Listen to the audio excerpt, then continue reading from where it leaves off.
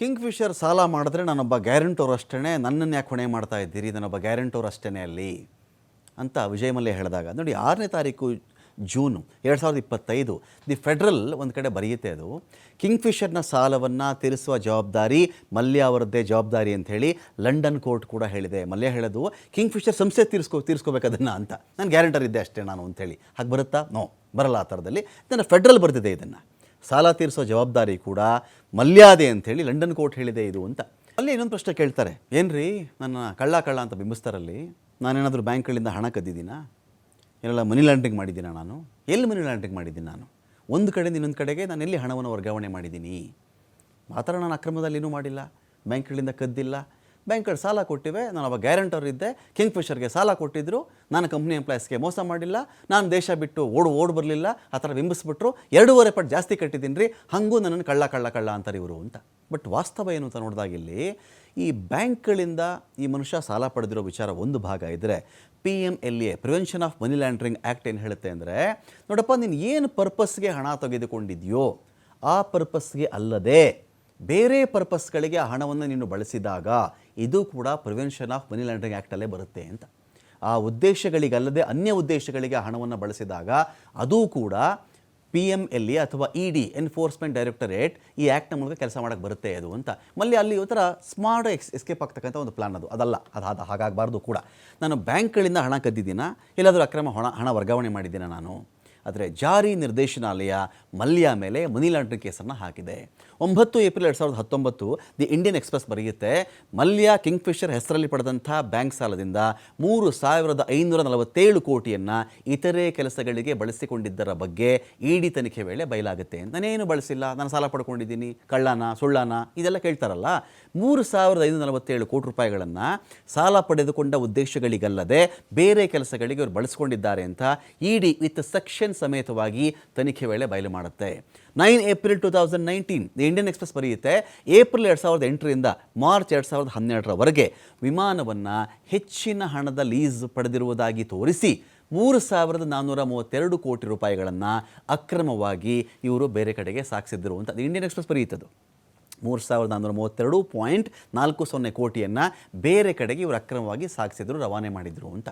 9 April 2019 the Indian express ಮತ್ತೆ ಬರೆಯುತ್ತೆ, SBI, PNB state bank of India, Punjab national bank ಈ 2 ಬ್ಯಾಂಕ್ಗಳಿಂದ ಪಡೆದಂಥ ಸಾಲದಲ್ಲಿ 45.42 ಕೋಟಿ ಹಣವನ್ನು ತಮ್ಮ ಪ್ರೈವೇಟ್ ಜೆಟ್ನ ಲೀಸ್ ಅಮೌಂಟ್ಗೆ ಕೊಡಲಾಗಿತ್ತು. ಎಲ್ಲಿ ಕಿಂಗ್ ಫಿಶರ್ ಏರ್ಲೈನ್ಸು, ಎಲ್ಲಿ ಪ್ರೈವೇಟ್ ಜೆಟ್ಟು, ಎಲ್ಲಿ ಪ್ರೈವೇಟ್ ಜೆಟ್ನ ಲೀಸ್ ಅಮೌಂಟ್. ಹಾಗಾದಾಗ ಕಿಂಗ್ ಫಿಶರ್ ಹೆಸರಲ್ಲಿ ಸಾಲ ತಗೊಳ್ಳೋದು, ತನಗೆ ಯಾವ್ಯಾವುದಕ್ಕೆ ಬೇಕೋ ಅದಕ್ಕೆ ಹಣವನ್ನು ಬಳಸ್ತಾ ಹೋದಾಗ ನೋಡಿ, ಒಂದು ಬ್ಯಾಂಕಲ್ಲಿ ನಾನು ಮನೆ ಕಟ್ತೀನಿ ಸ್ವಾಮಿ ಅಂತ ಹೋಗ್ತೀರಿ, ನೀವು ಲೋನ್ ಕೊಡಿ ನನಗೆ ಅಂತ ಕೇಳ್ತೀರಿ. ಮನೆ ಹಂತವಾದಾಗ ನಿಂಗೆ ಲೋನ್ ಕೊಡ್ತೀನಪ್ಪ, ಯಾವುದು ಈಗ ನಿಮಗೆ ತಳಪಾಯದ ಬುನಾದಿ ಸ್ಟೇಜಲ್ಲಿ ಯಾವಾಗಿದೆ, ಫಸ್ಟ್ ಫ್ಲೋರ್ಗೆ ಯಾವಾಗ ಬಂತು, ಸೆಕೆಂಡ್ ಫ್ಲೋರ್, ಆ ಥರ ಸಾಲ ಕೊಡ್ತಾರಲ್ವ, ಅಲ್ಲಿ ಪರ್ಪಸ್ ಇಂಪಾರ್ಟೆಂಟು. ಈ ಮನೆ ಈ ಮನುಷ್ಯ ಕಟ್ಟಿದಾಗ ಬಾಡಿಗೆಗೆ ಬಳಸ್ಕೊಳ್ತಾನೋ ಅಥವಾ ಅವ್ನ ಬಾಡಿಗೆ ಉಳಿಸ್ಕೊಳ್ತಾನೋ, ಆ ಮನೆಗೆ ಅವನೇ ಬರ್ತಾನೋ, ನನಗೆ ಇಂತಿಷ್ಟು ಹಣ ಬರುತ್ತೆ ಅಂತ. ನಾನು ಬಾಡಿಗೆಗೆ ಅಂತ ನಾನು ಆ ಮನೆ ಕಟ್ತಾ ಇದ್ದೀನಿ, ನಾನೊಂದು ಮನೆ ಸ್ವಂತ ಕಟ್ತಾ ಇದ್ದೀನಿ ಅಂತ ಕಟ್ಕೊಂಡು ಹಣ ತೊಗೊಂಡು ನೀವು ಬ್ಯಾಂಕಿಂದ ತೊಗೊಂಡು ನಾನು ಜೂಜಾಡ್ತೀನಿ, ನಾನು ಇನ್ಯಾವುದೋ ಬೈಕ್ ತೊಗೋತೀನಿ, ಕಾರ್ ತೊಗೋತೀನಿ, ನಾನು ಇನ್ನೇನೋ ಎಲ್ಲೆಲ್ಲೋ ಜಮೀನು ತೊಗೋತಾ ಇದ್ದೀನಿ, ಈ ಥರ ಮಾಡಿದಾಗ ಏನಾಗುತ್ತೆ, ಆ ಉದ್ದೇಶಕ್ಕಲ್ಲದೆ ಬೇರೆ ಉದ್ದೇಶಕ್ಕೆ ಬಳಸುವ ಸಾಲ ಅಂತ ಬಂದಾಗಲೂ ಕೂಡ ಇಂಥ ಉದ್ದೇಶಗಳಲ್ಲಿ prevention of money laundering act ಬರುತ್ತೆ. ಹಣಕಾಸಿನ ಅಕ್ರಮ ವರ್ಗಾವಣೆ ವಿರುದ್ಧದ ಒಂದು ಕಾಯ್ದೆ ಅಲ್ಲಿ ಅಟ್ರಾಕ್ಟ್ ಆಗುತ್ತೆ ನಿಮಗೆ ಅಂತ. 1 ಜನವರಿ 2020 ದಿ ಪ್ರಿಂಟ್ ಬರೆಯುತ್ತೆ, ಕಿಂಗ್ ಫಿಶರ್ ಏರ್ಲೈನ್ನ 50.90 ಕೋಟಿ ಹಣವನ್ನು ವಿಜಯ್ ಮಲ್ಯ ಫಾರ್ಮುಲಾ 1 ರೇಸ್ಗೆ ಡೈವರ್ಟ್ ಮಾಡಿದ್ರು ಅಂತ. ಈ ಫಾರ್ಮುಲಾ 1 ರೇಸ್ ಮಾಡ್ತಾ ಇದ್ದೀರಿ ಅಂತ ಏನಾದರೂ ಇದೇ ವಿಜಯ್ ಮಲ್ಯ ಲೋನ್ ತೊಗೊಂಡಿದ್ರಾ? ನೋ, ತೊಗೊಂಡಿಲ್ಲ. ಅದೇ ಬೇರೆ. ಆತನ ಖಯಾಲಿಗಳೇನೇ ಇರಬಹುದು, ಮೋಜು ಏನೇ ಇರಬಹುದು, ಬಿಸ್ನೆಸ್ ಎಕ್ಸ್ಪೆನ್ಷನ್ ಪ್ಲಾನ್ ಏನೇ ಇರಬಹುದು, ನೀವು ಫಾರ್ಮುಲಾ 1 ರೇಸ್ ಮಾಡ್ತೀನಿ ಅಂತಲೇ ಕೇಳಿ ಲೋನನ್ನು. ಕಿಂಗ್ ಫಿಶರ್ ಉದ್ಧಾರ ಮಾಡ್ತೀನಿ, ಒಂದು ಏರ್ಲೈನ್ಸ್ ಇದೆ ಅಂದಾಗ ಬ್ಯಾಂಕಲ್ಲಿ ಥಿಂಕ್ ಮಾಡ್ತವೆ, ಕಿಂಗ್ ಫಿಶರ್ ಏರ್ಲೈನ್ಸ್ ಅಂದರೆ ಪ್ರಯಾಣಿಕರು ಪ್ರಯಾಣ ಮಾಡ್ತಾರೆ, ಈ ಮನುಷ್ಯನಿಗೆ ಲಾಭ ಬರುತ್ತೆ, ಆ ಲಾಭದಿಂದ ನನ್ನ ಒಂದು ಸಾಲದ ಹಣವನ್ನು ಬಡ್ಡಿ ಸಮೇತ ಈ ಮನುಷ್ಯ ವಾಪಸ್ ಕೊಡ್ತಾನೆ ಅಂತ. ಫಾರ್ಮುಲಾ 1 ರೇಸ್ ಮಾಡ್ತೀನಿ, ಇನ್ಯಾವುದೋ ಪ್ರೈವೇಟ್ ಜೆಟ್ ತೊಗೋತೀನಿ ಅಂತ ಬಂದಾಗ ಇಲ್ಲಿ ವಿಜಯ್ ಮಲ್ಯ ಏನಾಗಿದ್ದಾರೆ, ಸೆಲೆಕ್ಟಿವ್ ಟ್ರುತ್ ಹೇಳ್ತಾ ಇದ್ದಾರೆ ಅಷ್ಟೇ. ತನಗೆ ಬೇಕಿರುವಂತಹ ಸತ್ಯದ ಭಾಗ ಅಥವಾ 80% ಸುಳ್ಳು ಹೇಳಿದ್ದಾರೆ ಇಲ್ಲಿ ಅಂತ. 13 ಜೂನ್ 2017 ಇಂಡಿಯಾ ಟುಡೇ ಬರೆಯುತ್ತೆ, ಏಪ್ರಿಲ್ 30, 2009ರಿಂದ ಮೇ 4, 2009 ನಡುವೆ SBI ನೀಡಿದ್ದ 500 ಕೋಟಿ ಸಾಲದಲ್ಲಿ 15.9 ಕೋಟಿ ಹಣವನ್ನು IPL ರಾಯಲ್ ಚಾಲೆಂಜರ್ಸ್ಗೆ ಇವರು ಡೈವರ್ಟ್ ಮಾಡಿದ್ರು ಅಂತ. ನೀವು IPL ಮಾಡ್ತೀರಾ ನೋಡಿ, ಈ ಕಡೆ IPL ಅನ್ನೋದು, ಆ ಕಡೆ ಫಾರ್ಮುಲಾ 1 ಅನ್ನೋದು, ಆ ಕಡೆ ಪ್ರೈವೇಟ್ ಜೆಟ್ಟಿಗೆ ಹಣ ಕೊಡೋದು, ಈ ಥರದ ಬೇರೆ ಬೇರೆ ಬಾಬ್ತುಗಳಿದೆಯಲ್ಲ, ಈ ಬಾಬ್ತುಗಳನ್ನು ನೋಡಿ ಭಾರತದ ಯಾವುದೇ ಬ್ಯಾಂಕ್ ಈ ಮನುಷ್ಯನಿಗೆ ಸಾಲ ಕೊಟ್ಟಿರಲಿಲ್ಲ. IPL ಒಂದು ಕ್ರಿಕೆಟ್, ಅದು ಅದರ ಫ್ರಾಂಚೈಸಿ ತೊಗೋತಾ ಇದ್ದೀರಾ ನೀವು, ಅದಕ್ಕೆ ನೀವು ತೊಗೊಳ್ಳೋದಾದ್ರೆ ನಿಮ್ಮ ಹಣ ಹಾಕಿ ಸ್ವಾಮಿ. ನೀವಿಲ್ಲಿ ಇನ್ನೇನೋ ಉದ್ದೇಶ ಕಿಂಗ್ಫಿಷರ್ ತೋರಿಸ್ಬಿಟ್ಟು ಅದರಲ್ಲಿ ಸಾಲ ಮಾಡ್ಕೊಂಡು ಸಾವಿರಾರು ಕೋಟಿ, ಆ ಹಣವನ್ನು ಯಾವ ಕಡೆಯಿಂದ ಆ ಕಡೆ ಡೈವರ್ಟ್ ಮಾಡ್ತಾ ಇದ್ದಾರೆ. 15.9 ಕೋಟಿ ಹಣವನ್ನು IPL ರಾಯಲ್ ಚಾಲೆಂಜರ್ಸ್ಗೆ ಇವರು ಡೈವರ್ಟ್ ಮಾಡಿದ್ರು ಅಂತ.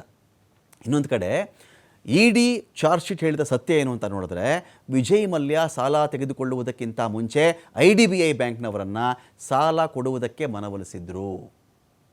ಕಿಂಗ್ಫಿಷರ್ನ ಆರ್ಥಿಕ ಸ್ಥಿತಿ ಗೊತ್ತಿದ್ದರೂ ಕೂಡ ಬ್ಯಾಂಕ್ನವರು ಯಾವುದೇ ಕೊಲ್ಯಾಟ್ರಲ್, ಇನ್ಯಾವುದೇ ಆಧಾರ, ಇನ್ಯಾವುದೇ ಒಂದು ಶೂರಿಟಿ, ಇನ್ನೇನೋ ಒಂದು ಆಧಾರ ಇದೆಯಾ, ಅಕಸ್ಮಾತ್ ಇದರಲ್ಲಿ ಇವರು ಮುಳುಗ್ಬಿಟ್ರು, ಇವರು ಇದರ ಸಾಲ ಕಟ್ಟದೇ ಇದ್ದರು, ಇನ್ನೇನೋ ಆಧಾರ ಇದೆ ಅಂಥೇಳಿ ಇಲ್ಲದೇ ಇದ್ದರು ವಿಜಯ್ ಮಲ್ಯ ಅವರಿಗೆ ಸಾಲ ಕೊಟ್ಟಿದ್ದರು. ಹೇಗೆ? ಹೌ ಏನು ಕೊಲ್ಯಾಟ್ರಲ್ ಇಲ್ಲ, ಏನೂ ಇಲ್ಲದೆ ಈ ಥರ ಇವರು ಮನವೊಲಿಸ್ಬಿಟ್ಟಿದ್ರು ಇವರು ಅಂತ.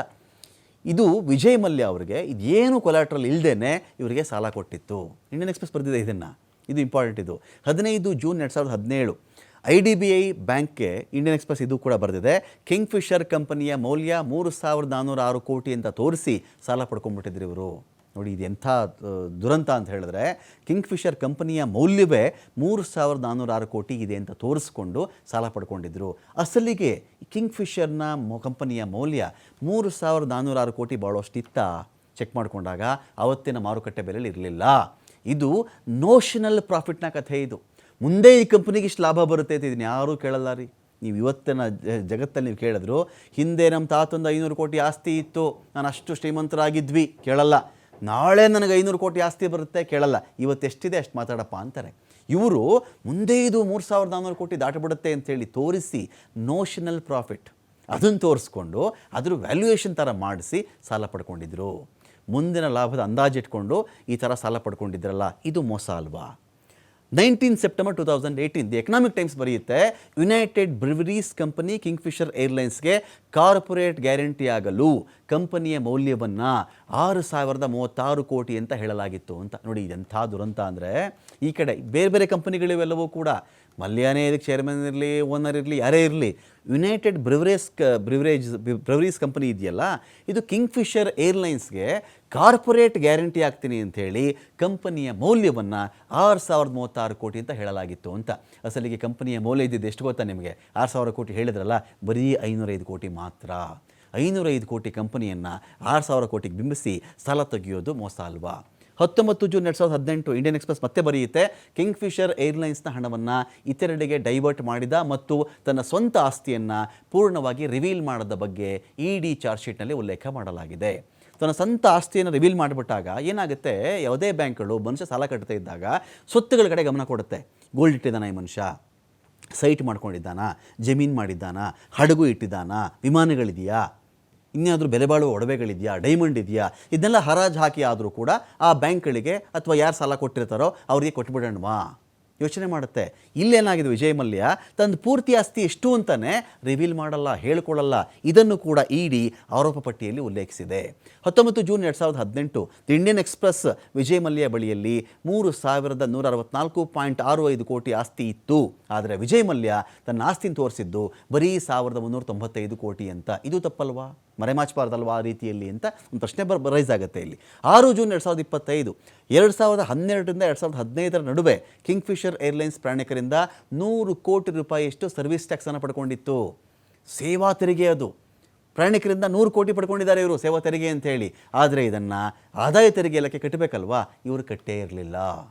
ಇನ್ನೊಂದು ಕಡೆ ಕೋರ್ಟ್ ಆರ್ಡರ್ ಏನಪ್ಪ ಹೇಳಿತು, 1 ರಿಂದ 4ನೇ ಆರೋಪಿಗಳು 6,203 ಕೋಟಿ ಅಸಲು ಹಣದ ಜೊತೆಗೆ 2013ರಿಂದ ಕೋರ್ಟ್ ಆದೇಶ ಬಿದ್ದ ದಿನಾಂಕ 2017ರವರೆಗೆ 11.5% ಬಡ್ಡಿಯೊಂದಿಗೆ ಹಣ ಕೊಡಬೇಕು ಅಂತ. ಇದು ಬಹಳ ಇಂಪಾರ್ಟೆಂಟ್ ಪಾಯಿಂಟ್. ಇದು ನೋಡಿ, ಇಲ್ಲಿ ಏನಾಗಿದೆ ನಿಮಗೆ, 1 ರಿಂದ 4ನೇ ಆರೋಪಿಗಳು 6,203 ಕೋಟಿ ರೂಪಾಯಿ ಅಸಲು ಹಣ ಜೊತೆಗೆ 2013ರ ಕೋರ್ಟ್ ಆದೇಶ ಹೊರಬಿದ್ದ ದಿನಾಂಕದಿಂದ 2017ರವರೆಗೆ 11.5% ಬಡ್ಡಿ ಕೊಡಬೇಕು ಅಂತ.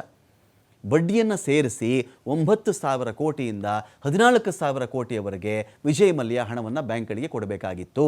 ವಿಜಯ್ ಮಲ್ಯ ಹೇಳೋದೇನು ಅಂದರೆ 2.5 ಪಟ್ಟು ಕೊಟ್ಬಿಟ್ಟಿದ್ದೀನಿ ಅಂತ. ಆದರೆ ಅವರು ಮರೆಮಾಚೋದೇನು ಗೊತ್ತಾ, ಇಲ್ಲಿ 11.5% ಬಡ್ಡಿ ಅನ್ನೋ ಒಂದು ವಿಷಯ ಇದೆಯಲ್ಲ, ಅದನ್ನು ಅವ್ರು ಹೇಳಲ್ಲ. ಡಾಕ್ಯುಮೆಂಟ್ಸ್ ಇದೆ ನೋಡಿ, ಇಷ್ಟೇ ಕಟ್ಟಬೇಕಾಗಿರೋದು ಅಂತ ಹೇಳಿದ್ರು ನೋಡಿ, 6,000 ಕೋಟಿ ತಾನೆ, ನಾನು ಎಷ್ಟೊಂದು ಕಟ್ಬಿಟ್ಟಿದ್ದೀನಿ ಅಂತ. ವಿಷಯ ಹಾಗಿಲ್ಲ ಅಲ್ಲಿ.